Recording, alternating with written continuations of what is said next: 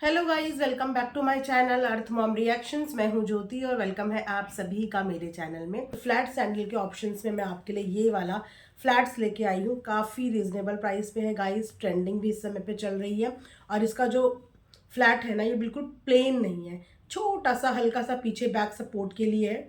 तो इससे फ़ायदा ये होता है कि पैरों में ना दर्द नहीं होता। तो दोनों ही प्रोडक्ट के लिंक आपको मेरी वीडियो के कमेंट सेक्शन में मिल जाएंगे, आप जाके वहाँ से चेकआउट कर सकते हैं। अपने बहुत ही बंधे हुए शब्दों में उसने एक बात बोली है अपने शॉर्ट्स में। हमें तो कुछ पता ही नहीं, क्योंकि सोशल मीडिया, फ़ोन, ये सब चीज़ें हमने खोली ही नहीं, लेकिन हमारी वीडियो, फोटोज़ सब जगह सोशल मीडिया पे दिख गई हैं।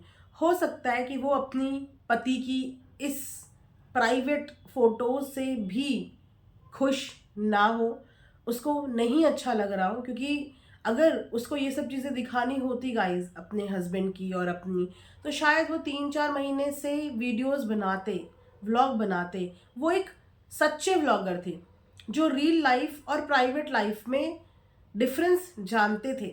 उन्होंने अपनी प्राइवेट लाइफ बेची नहीं सोशल मीडिया पे, वरना क्या वो 3 महीने से चैनल पे एक्टिव नहीं होते? एक्टिव होते तो उनको ही दो पैसा आता, उनकी वीडियोस चलती, पब्लिक उन्हें सपोर्ट करती।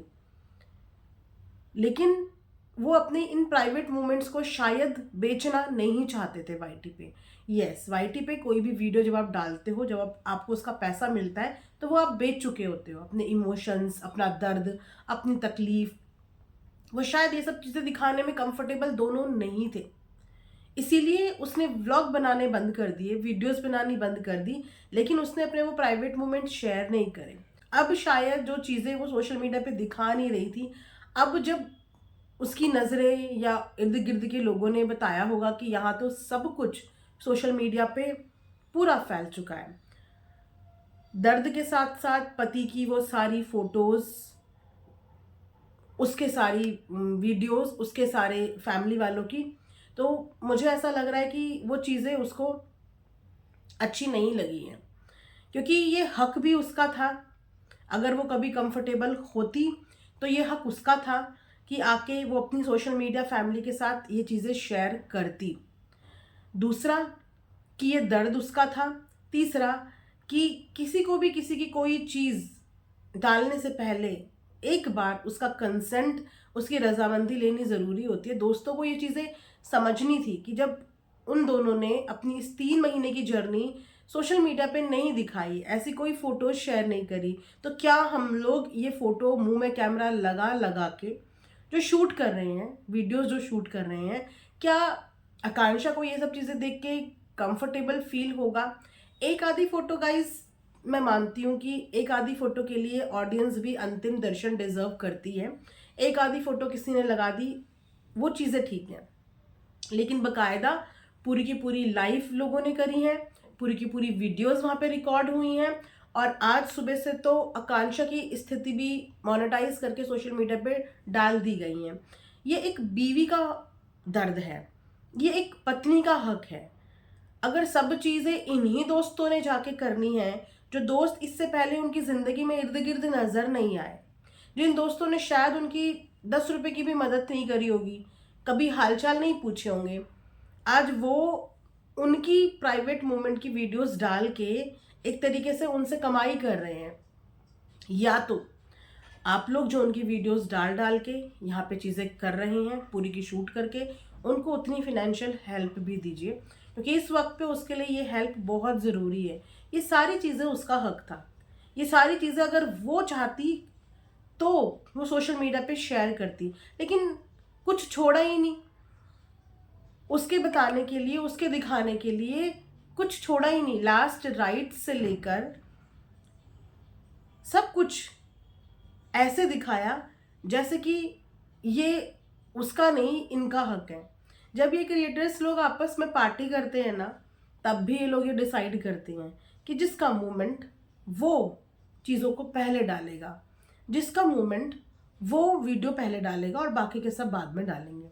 तो जब कोई इंसान दुनिया से चला जाता है, तब आप लोगों को ये ख्याल क्यों नहीं आता कि ये उसका पर्सनल प्राइवेट मूवमेंट है, हम इसको ना डालें।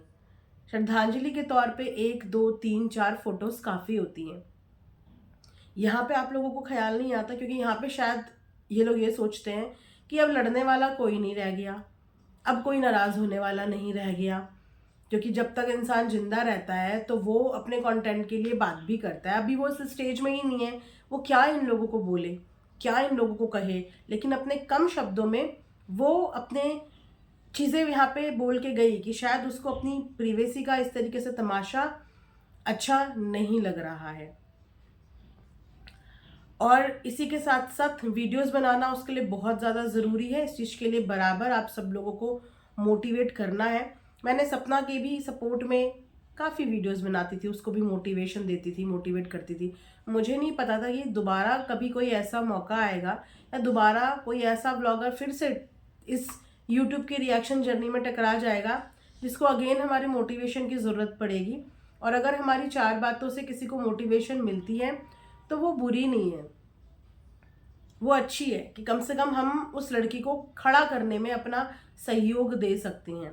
3-4 महीने तक उसने चैनल को छुआ नहीं है, उसके चैनल की रीच बहुत ज़्यादा डिस्टर्ब हुई होगी, कंटेंट पूरा उसका डिस्टर्ब हुआ होगा, और अब वापस ज़ीरो से उसे अपनी जर्नी शुरू करनी पड़ेगी और करनी चाहिए, जिसमें हम सबका साथ है आकांक्षा के साथ। आकांक्षा जब भी सही स्टेट ऑफ माइंड में आए, सोशल मीडिया फैमिली जहां छोड़ के गई थी आज वहीं पे खड़ी है, और आज उससे भी ज़बरदस्त तरीके से उसके साथ खड़ी है।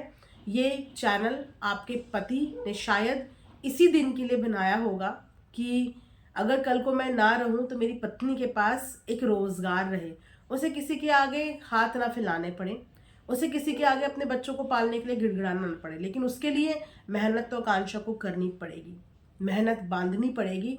मुश्किल है, लेकिन एक माँ सब कुछ कर सकती है। के लिए करना पड़ेगा, अपने आप को भी संभालना पड़ेगा और अपना सोशल मीडिया का काम भी करना पड़ेगा, क्योंकि अब इस वक्त पे वो एक बीवी होने के साथ साथ किसी की बहू भी है, किसी की माँ भी है, और उनके माता पिता की स्थिति भी बिल्कुल ठीक नहीं है। अमर भैया के माता पिता की स्थिति भी बिल्कुल ठीक नहीं है।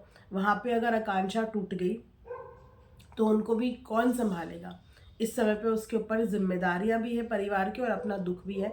बस ईश्वर से प्रार्थना करेंगे कि उसको इस दुख से लड़ने की शक्ति दे, और उनके जो भी दोस्त हैं उनको बस यही यहाँ से हम बोलना चाहेंगे कि बस अब हो गया।